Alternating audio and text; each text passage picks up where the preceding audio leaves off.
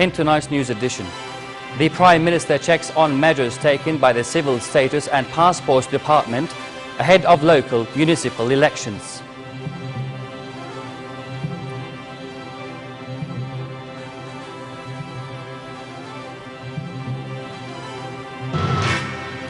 A meeting on Syria held in Amman voices support for US and Russian efforts to hold an international conference to end the Syrian crisis. And the US Secretary of State kicks off a new round of diplomacy in a bid to restart Palestinian-Israeli peace talks.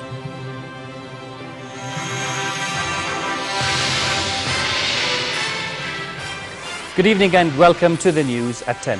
Prime Minister Abdullah Mansour checked first-hand on measures taken by the Civil Status and Passports Department ahead of municipal elections. He was briefed on the technical preparations by the department, top of which is issuing the initial lists of voters who will participate in the local polls due to be held on August 27th.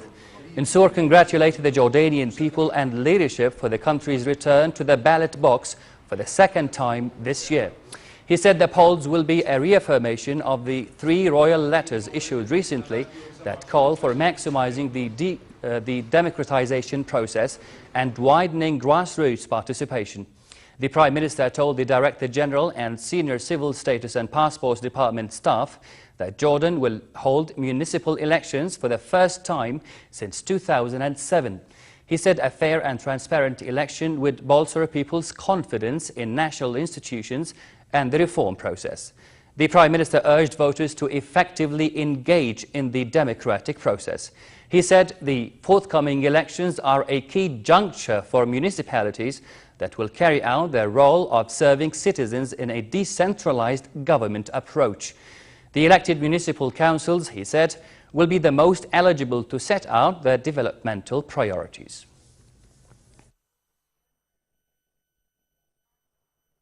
Foreign ministers of world nations have underlined a political solution to the Syrian crisis at the end of a meeting here in Amman. A communique called for an end to bloodshed and addressing the legitimate demands of the Syrian people. The ministers also strongly condemned the use of heavy weapons against the Syrian people and criticized the interference of foreign troops in the fighting in Syria. Khaled Dababni reports. The Amman meeting on Syria wrapped up with a call for an end to bloodshed and formation of a transition political government in the country. The meeting brought together foreign ministers of the United States, Britain, France, Germany, Italy, Turkey, Egypt, Qatar, Saudi Arabia, and the United Arab Emirates, in addition to Jordan. Also joining the talks were representatives of the National Coalition of the Syrian Opposition, who briefed the participants on the situation on the ground. The ministers reiterated what has been stated in their previous meetings in Rome and Istanbul, supporting a political solution in Syria based on the output of the Geneva meeting on June 30th, 2012. The ministers voiced support for US and Russian efforts to hold an international conference on Syria to pursue the full implementation of the Geneva Declaration in order to put an end to the bloodshed. In his remarks at the opening of the conference, Foreign Minister Nasser Joudeh said a strong, stable and unified Syria is in Jordan's national interests. Our meeting in Amman has a significant meaning. Jordan's stance on the crisis stems from the special relationship Jordan enjoys with Syria and its people. Our aim is to reinstate peace and security, stop the bloodshed and allow Syrians to realize their legitimate dream of democracy and freedom. Joudeh said the meeting builds on the US-Russia proposed Geneva I conference in January, which set out plans for a transition of power in Syria. Qatar's Prime Minister Hamad bin Jassim Al Thani said the world community should work together to find a peaceful solution to the civil war that will preserve the unity and cohesion of Syria's territory and people. US Secretary of State John Kerry called for action in the Syrian crisis. There is another path. And that's the one that we have decided that we have a responsibility to pursue, difficult as that path is, and we all know that. It is a path that leads to a political solution and a political transition to a renewed Syria, to a future of hope and not fear, and a much more stable Middle East and a much more secure world.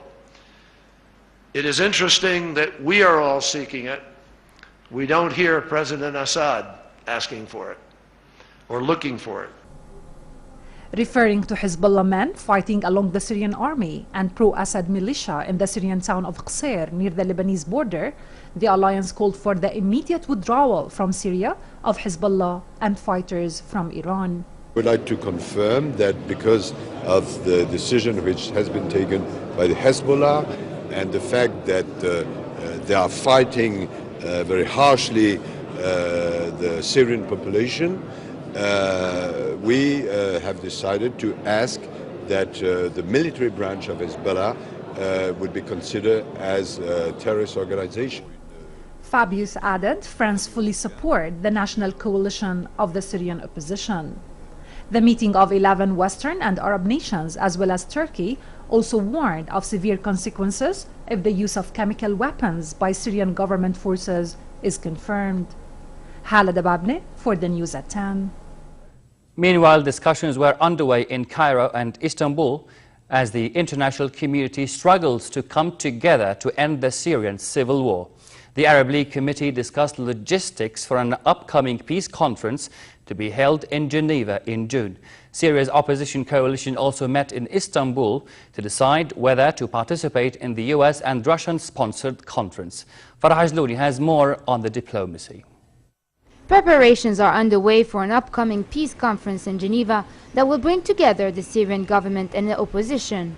Russia and the United States are pushing to hold a peace conference by the end of the month. The Arab League Committee in Syria meet to discuss logistics for the upcoming gathering. The United Nations and Arab League mediator for the Syrian conflict, Lakhdar Brahimi, announced that both the Syrian government and the opposition were preparing to take part in the Geneva meeting. Washington and Moscow are scrambling to revive diplomacy, compelled to step up peace efforts by new reports of atrocities on both sides, suspicions that chemical weapons have been used, and the rise of al-Qaeda-linked fighters. Russia says talks must include the government of Syrian President Bashar al-Assad and Iran. Foreign Minister Sergei Lavrov praised the Syrian government's response to the US-Russian proposal while saying the opposition was too divided to agree on its participation. Syrian Deputy Foreign Minister Faisal Miqdad said Assad's government would decide soon whether to attend the talks.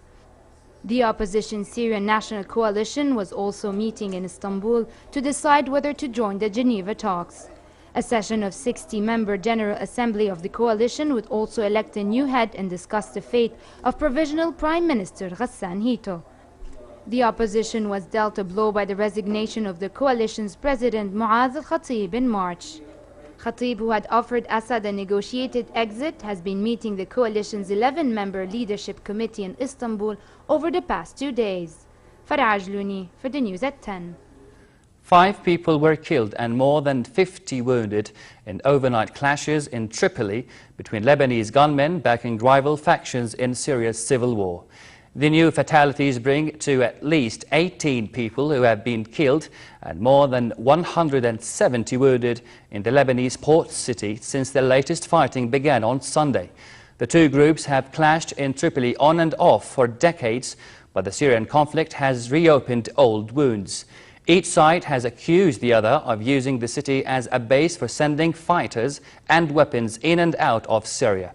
Syrian activists said the fighting in Tripoli flared after a fierce assault by Syrian government forces backed Lebanese Hezbollah fighters on the rebel-held Syrian border town of Qusayr.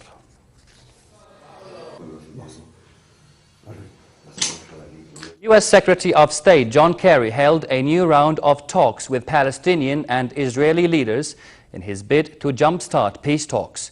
There were no signs of any breakthrough, but Kerry will hold talks with Israeli leaders. Israeli Prime Minister Benjamin Netanyahu told Kerry he wants to restart talks with the Palestinians. Zainab Soufa has more on the latest diplomacy.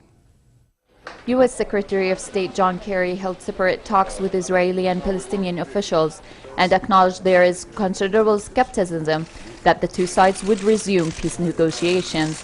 There were no signs of any breakthrough as Kerry visited Israel for the 4th time in his 4 months in office to try to revive a peace process that has been on hold for more than 2 years.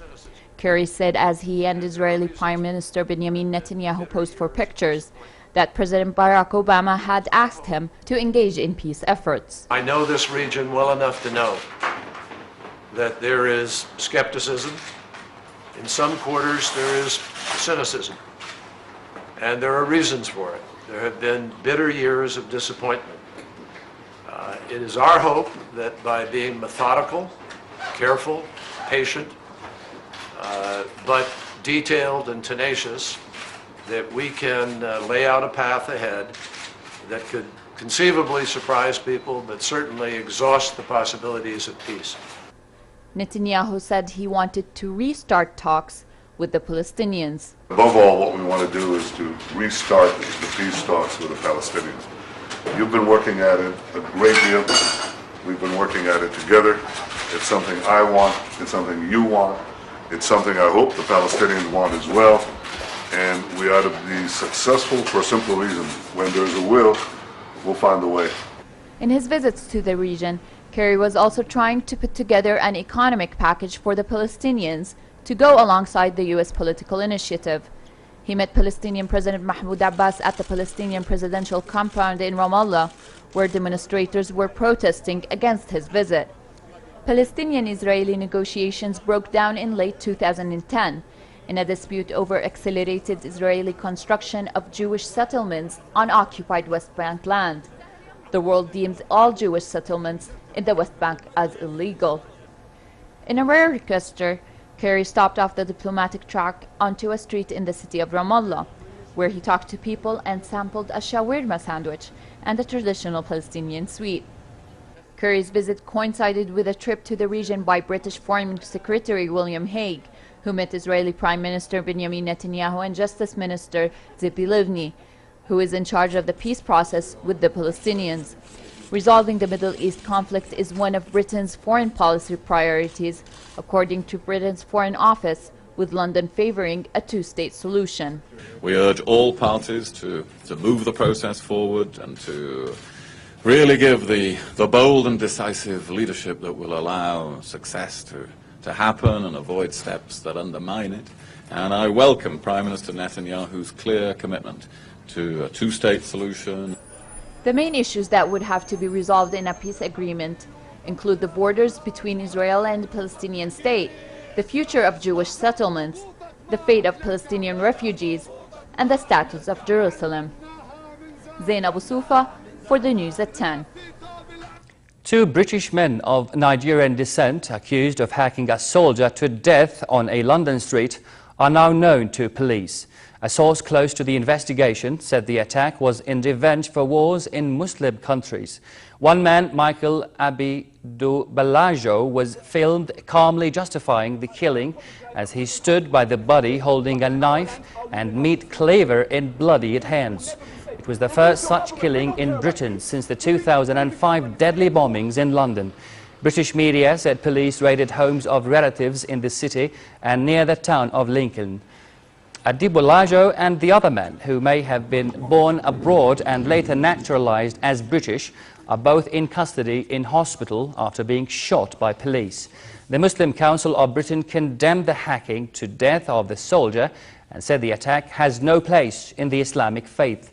Prime Minister David Cameron held an emergency meeting of his intelligence chiefs to assess the response to what he called a terrorist attack. An envoy of North Korean leader Kim Jong-un said his country is willing to take China's advice and enter into talks. The envoy, Choi Yong-hae, a top North Korean military officer, spoke during a visit to China following weeks of tension on the Korean peninsula after the North's latest nuclear test. The tension has hurt relations between Beijing and Pyongyang. The prospect for the resumption of six-party talks seems unlikely, as North Korea has repeatedly said it will not abandon nuclear weapons. The United States insists North Korea must take meaningful steps on denuclearization before there can be talks. The North Korean envoy is the most high-level contact between North Korea and China in about 6 months. Choi met Liu Yonshan, the Chinese Communist Party's 5th-ranked leader, and said Kim had sent him to China to improve ties with Beijing. 2 Swiss pilots are hoping to make a historic flight when they fly a giant solar-powered plane all over the United States. The aircraft collects energy from thousands of solar cells built into its wings, a power enough to make it cross a distance of over 800 miles in 17 hours. Here's more. A giant solar-powered plane prepares for takeoff in Phoenix, Arizona. Solar Impulse is the brainchild of 2 Swiss pilots who are hoping to make flight history. This airplane becomes a symbol, in some ways becomes the ambassador for this kind of vision, reducing, saving energy by using the technologies in the proper way. They are set to attempt a long-distance solar flight record by crossing more than 830 miles to reach Fort Worth, Texas in about 17 hours. The aircraft runs on about the same power as a motor scooter. The energy is collected from the 12,000 solar cells built into the wings that continuously recharge the batteries with a storage capacity equivalent to that of a Tesla electric car. This is the second leg of a cross-country journey that will take the plane all over the United States. Solar Impulse flies at about 43 miles per hour and can reach heights of 28,000 feet.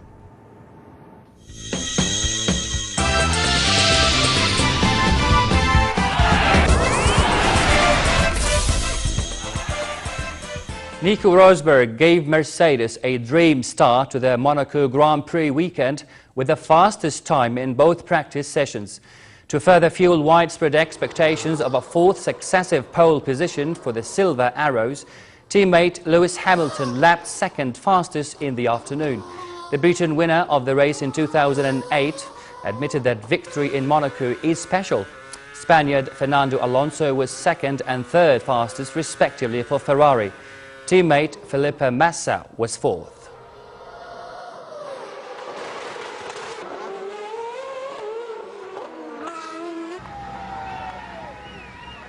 Overall leader Vincenzo Nibali won stage 18 of the Giro d'Italia to increase his advantage over all his rivals.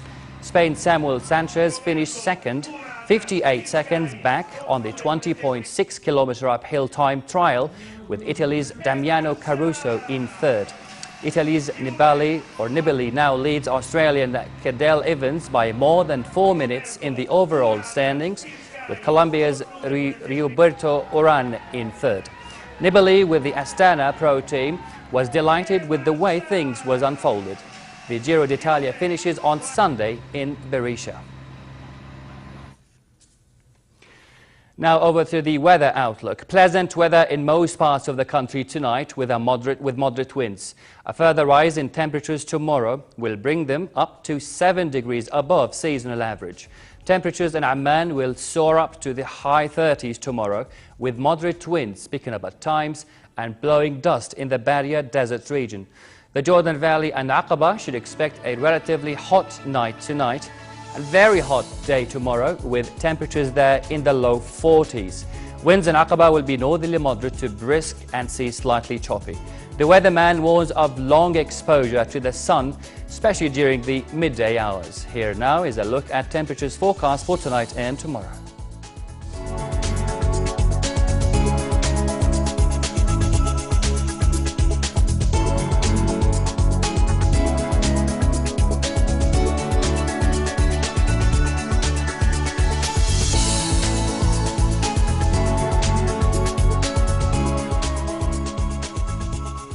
To close, here's a reminder of our top stories. The Prime Minister checks on measures taken by the Civil Status and Passports Department ahead of local municipal elections.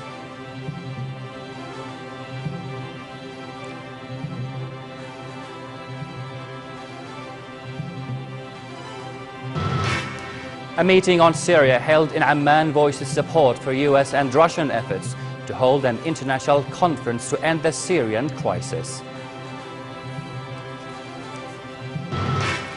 And the US Secretary of State kicks off a new round of diplomacy in a bid to restart Palestinian-Israeli peace talks. And that's the end of tonight's news. I'm Ra'ad Latouche. Thank you for watching and have a good night.